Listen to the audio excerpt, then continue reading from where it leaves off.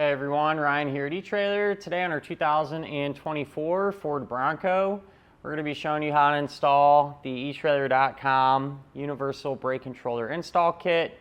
Before we do that though, let's take a minute, we'll check this out and talk about what it's actually going to do.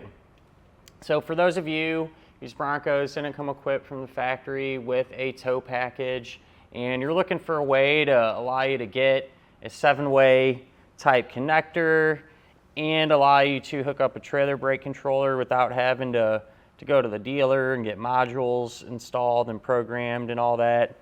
This will be a good solution for you.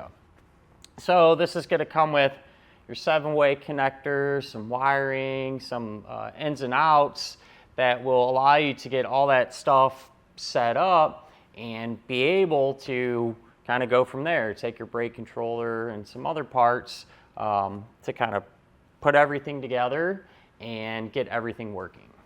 With your 7-way type connector, that's going to provide you with all the lighting functions. You know, you'll get your turn signals, your tail lights, your brake lights, your electric brake output, 12-volt power, and reverse light if you decide to hook that up. But it's pretty convenient too, so you kind of get 2 for 1. So you have your 7-way there, but also built in is a 4-way flat type connector. So, you know, regardless of what type of trailer you're pulling, you'll be able to hook up and have the lights and everything working without having to keep track of an adapter or a reducer if you ever find yourself in that situation. In order for this to be able to do its job, you are going to need existing 4-way flat trailer wiring. The wiring that we set up on our Bronco today, it's made by Takancha, but I believe there's some other brands that will work just fine too. You know, Kurt, for example, doesn't really matter. As long as you have a functioning 4-way flat, you know, the brake controller install kit will plug into that and kind of build off of it. Now with that said, you know, this install kit isn't going to give you every single thing you need to be able to set up a whole entire brake controller kind of from start to finish. So for those of you that are starting from scratch, you got nothing.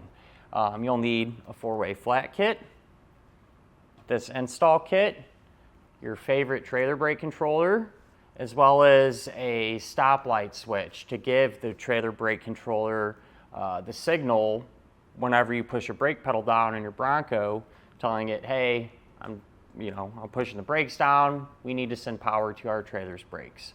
So, you know, it's pretty convenient having this kit because it comes with a lot of those small pieces that a lot of other ones kind of miss, you know. So hopefully kind of shed some light on what this kit is going to do and help you accomplish and make it a little bit easier on you for setting your Bronco up.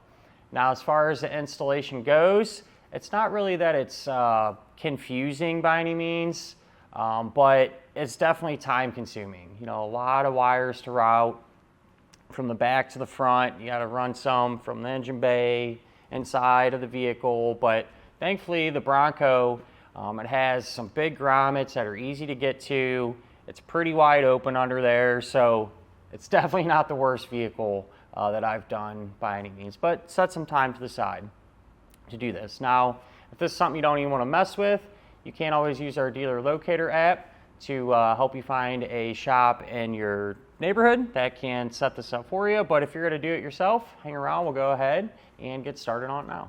To begin our installation, we're going to be starting at the back of our Bronco. And the very first thing that I like to do is take our connector here and kind of start to prep it. So one of the things that I change with these is the ends will have these pre-attached butt connectors on them. They work just fine and everything, but personally I like to upgrade to a heat shrink style. The ends seal up and just help protect against corrosion a little bit better. So that's something you can always do if you want. If you end up using these, no big deal, just tape them up real good. But we're going to be dealing with the black wire and the blue wire. There's an additional yellow wire that we're not using. That's for a reverse light circuit. A lot of times if you have like surge brakes or something like that, that's what that's used for, which we don't. So I just tape that up out of the way and we'll change this out here. And this is how we're going to make all of our electrical connections, you know, whether it be butt connector, ring terminal, anything like that. We'll cut that end off and then strip the insulation back a little bit. Give that wire a good twist. Put the butt connector over it and crimp it down. So if you're using the regular ones, this is something you don't have to worry about right now. But it's a little bit easier to do as much as you can while this is free, not connected to anything. Then what I'm also going to do, this 4-way end, I'm going to cut this cap off. We take our bracket now, we'll feed our wiring through it.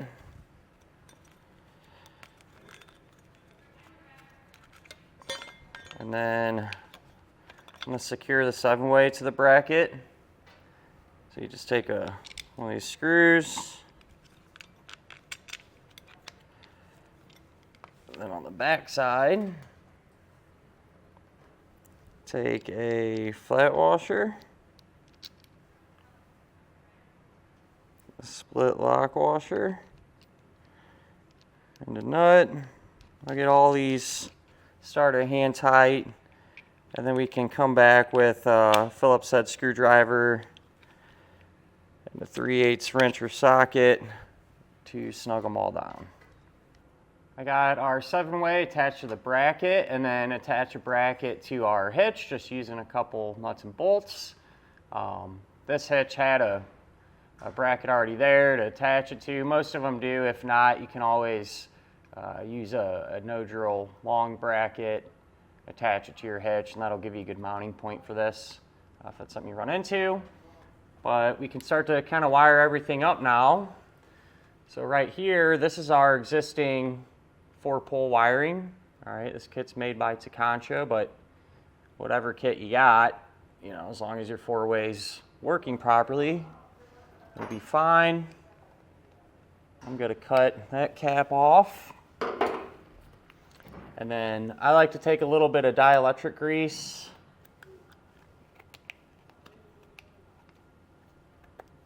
and just put a light coating on it there.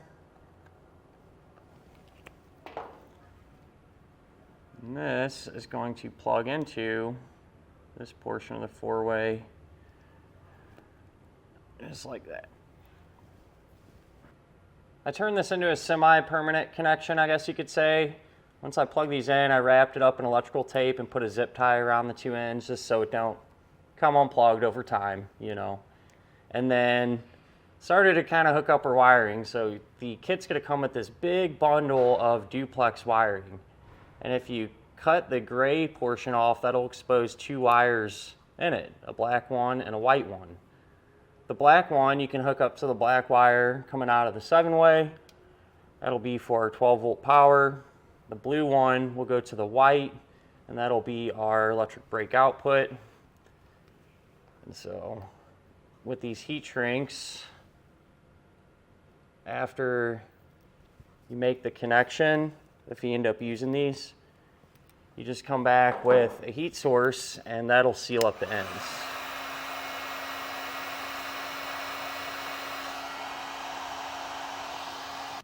At this point, we can ground the white wire with the pre-attached ring terminal. And so I'm just going to go right here. It's a good thick piece of metal.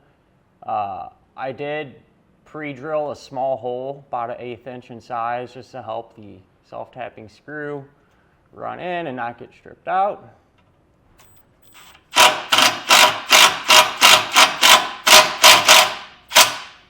And secure that down. So what I've done now, took all of our wiring and kind of bundled it up, used some zip ties to secure it, and now we need to route the gray duplex wire to the front of our vehicle. And whenever you run wiring, do your best to avoid hot and moving parts. So I kind of tucked it up over here as far away as I could from our exhaust, went up, and then on top of the frame, kind of running towards the front of our Ford.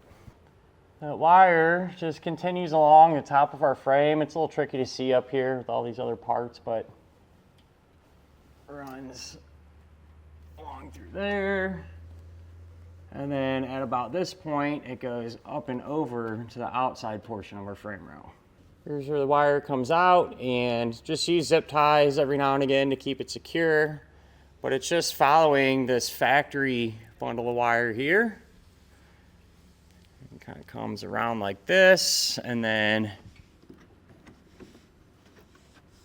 it goes up into the engine compartment up through there.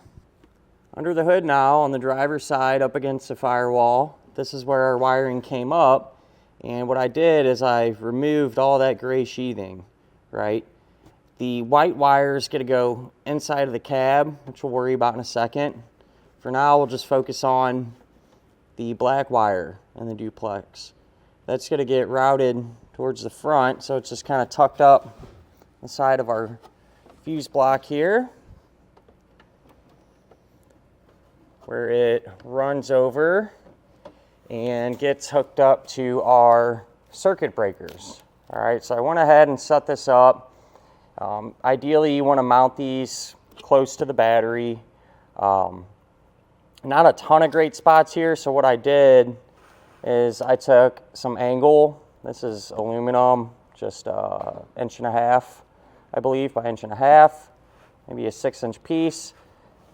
Drilled a hole in it so I could utilize this factory bolt here to secure it down, and then took our breakers and secured those to the bracket just to kind of make a whole assembly. Now, there's going to be 3 different breakers in your kit. All right, you'll have a 40 amp breaker, a 20 amp breaker, and a 30 amp. For all of you out there, the 40 amp is going to be used for your 12 volt power, and the 20 or 30 is just going to depend on what trailer brake controller you have. Usually they have a recommendation in there and the instructions, so you can go with that. Good rule of thumb too, if it's a 2-axle trailer or a single, the 20 amp will usually be fine. Bigger than that, usually get a 30. But for the Bronco, for what it is, you know, probably not pulling triple axle trailers around. In our case, we use the 20 amp. So with that said though, that black wire, all right, coming from the duplex, this is it right here. And I ran that over to the 40 amp breaker, all right. Crimped on a small ring terminal, put it over the post, and snug the nut down with the 3/8 socket. Now when you tighten these down, you don't have to get crazy if you put too much force on them. A lot of times the breaker, where it's connected to the strap, where it's mounted up, will come off. So keep that in mind. So we got a lot of extra wire, you know, from cutting this to length. You can take a piece of it, crimp on a small ring terminal, and that is going to get routed over to the positive battery post. I don't like to have these hooked up just yet, but you know, having it prepped. So on that end, crimped on big ring terminal. Made a pretty much identical wire as well. All right, ran that over to our 20 amp breaker. And the setter going to the battery post, you want to make sure to put on the gold colored posts. All right, and I was able to have enough black wire left over to run inside. It was pretty close. If you need to take some of the white wire that you ran inside of the cab, because there's a ton of extra of that, then you can use that too. It's all up to you. But that said, that other length of black wire now, I connected to the silver post under 20 amp and ran that using that same path all the way over to the corner of our firewall on the driver's side. So back in this corner, what we have now, we have the white wire coming right out of the duplex. We have the black wire that we ran back up here. Those are going to go in the cab. And while I'm right here, I cut off, you know, from this white wire here, I cut off maybe like a 3-foot piece of it, crimped on a ring terminal, and attached it to this ground. I already had grounds there from other components, figured might as well utilize the same one, but just have to have a good clean piece of metal work fine too, but this one, 8mm head bolt, pull it out, put the ring terminal through it, tighten the bolt down. So we have our white ground wire, the white wire coming out of the duplex, and the new black wire that we ran, and those go inside by utilizing that grommet right there that you can poke a hole in and push everything through. Here's where all of our wires end up under the dash, and I crimped on some butt connectors to them. And then you can take the brake controller harness, you know, and we can start to get that hooked up. So let's go color for color here. The white wire that we ran in here, that's going to ground, and when we ground it under the hood, that'll go there. The black one, that's going to get hooked up to the black wire that we ran in here from our 20 amp breaker. So this is the power wire, so it's going to give the brake controller voltage.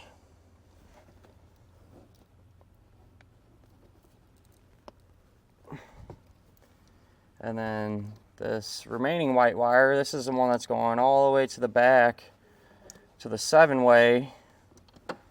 It's our electric brake output, so we'll take the blue wire, hook it up to there. And as far as the red wire goes, that needs to get hooked up to a brake signal. So whenever you push your brake pedal down, power would go through it, telling the brake controller you're hitting the brakes. Now in our case, we can use what's called a stoplight switch kit, which we'll get ready to install now. On some of these Broncos, there might be a connector plug under the dash for a tow package that some might be activated, some might not. It's you know, they're all kind of different. You could check that if you get power to that wire whenever the brake pedal's pushed down, and no power once you let go of it. That'll work as well. But in our case, let's go ahead and get that stoplight switch done.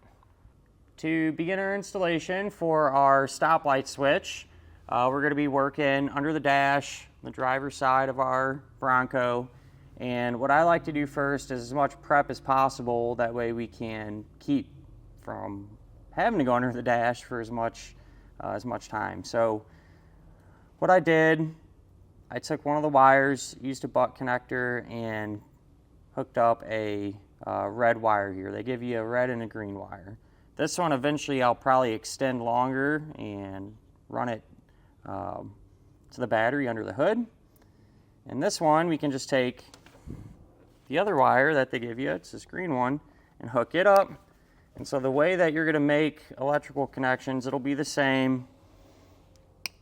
You just strip the end back, twist the wire, place it into the butt connector, and crimp it down. We'll grab our custom bracket now and get this sorted. And so this end, the switch is going to go through it. So you can remove that top nut, put that through, run this down by hand. I usually start somewhere in the middle because this is adjustable. And when you find where you need to put it, you can use a 14mm, hold this nut down, 17 for this one. But the way this works is this is a normally open switch, right? So say if my finger is a brake pedal arm, you want to set the switch up to where that plunger is pretty much completely pushed inside of the switch housing there, right? And you want it to start to extend out, you know, as soon as that brake pedal arm would start to get pushed down, okay? So about right there is how you want it. When the brake pedal's just sitting there, you're not pushing it, it's not getting pulled down, anything like that. And then as soon as it starts to get pulled or pushed down, that switch comes out, closes and allows power to go through. So just wanted to explain that while we can actually see what's going on, as opposed to under the dash where it's really tough to kind of get a feel for things. You can take the dash now and kind of grab it like this on each side, and that just releases some snaps. And we'll disconnect all this stuff too, just to get it out of our way. All these little connectors, you can just push on the tab to get them free. Probably a good idea too not to try to turn your car on with all that stuff disconnected. And then it looks like there's a couple of little plastic push pins here. Just take a Phillips head screwdriver, barely put pressure to it, and pull that out over here. And I think this is all that's holding this panel in. We'll just pop that off and get it out of our way. There's this metal panel here too we can remove. So there's two 8mm head bolts.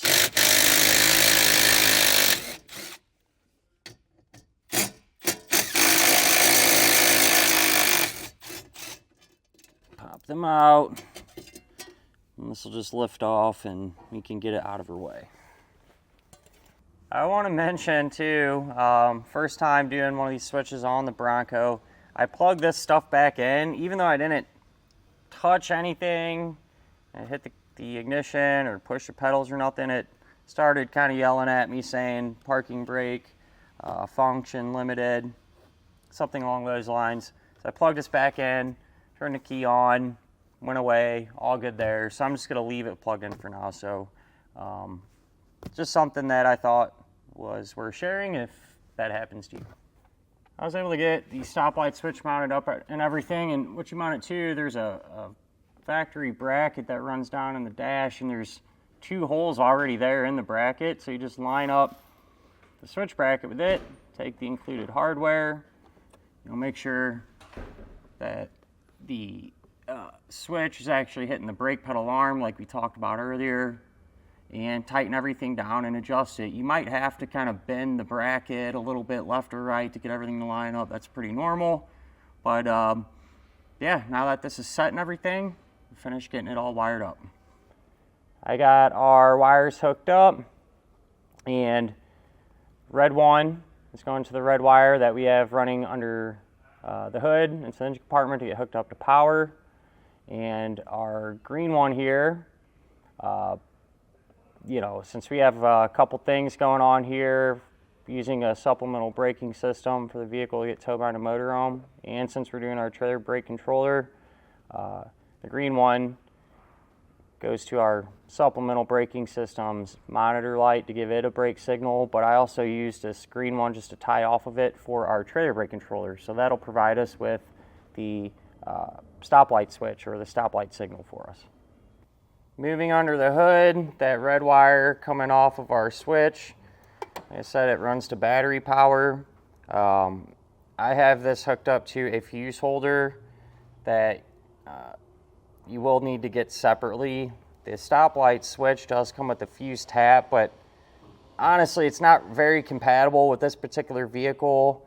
The type of fuse and even just the fuse boxes are pretty much all used up, and nothing really good to go off of. So, you can always grab this one here, just connected it to the wire, connected it to the power post on our battery, and then we can put the fuse in it. Here's where our wires end up, and I crimped on some butt connectors, and where these are going to go, so the black wire, that'll be for the power for the trailer brake controller, so that's coming off of our 20-amp breaker. The white one, that'll be the electric brake output, so that's going all the way back to our 7-way where it's hooked up to that blue wire at the connector there. And then this white wire, I put a little piece of tape on. This is the ground that we hooked up under the dash. And so as far as the brake controller install kit goes, that's really about it as far as all of those components. You'd still need to hook up your trailer brake controller and then just put the ring terminals on the battery under the hood there. Generally speaking, you have to refer to your brake controller's owner's manual, but generally speaking, you'll have a connector, something like this. It's a Contra one, and usually the wire colors will all be the same. So just to give you something to go off of, the white one from the brake controller plug usually goes to ground. The blue one from the brake controller plug will usually get hooked up to this white wire here. The black one from the controller plug will go to power, right, the black wire. And then the red one, that'll be your brake signal, right? So when you push your brake pedal down, that power goes to the controller, letting it know that you're pushing on the brake. But, it's all dependent on your exact make and model. So that's where you would go from there once you have all of these components installed. When everything's all finally hooked up and it comes to testing it, you can use your trailer, but keep in mind, if your trailer happens to have any issues, it might mislead you into thinking it's something you did wrong on the vehicle side. So something to think about there. I'm using a test box to kind of bypass that and just isolate the vehicle. But we'll check all of our lights. First, we have our left turn, our right turn, our clearance or running lights. Can hit our brakes, and we have our 12-volt auxiliary power there in the top right corner of the box, and I'll hit the manual override on our brake controller, and we have brake output. So everything is working as it should. With everything functioning properly, that'll finish up our look at and our installation of the etrailer.com Universal Brake Controller Install Kit on our 2024 Ford Bronco.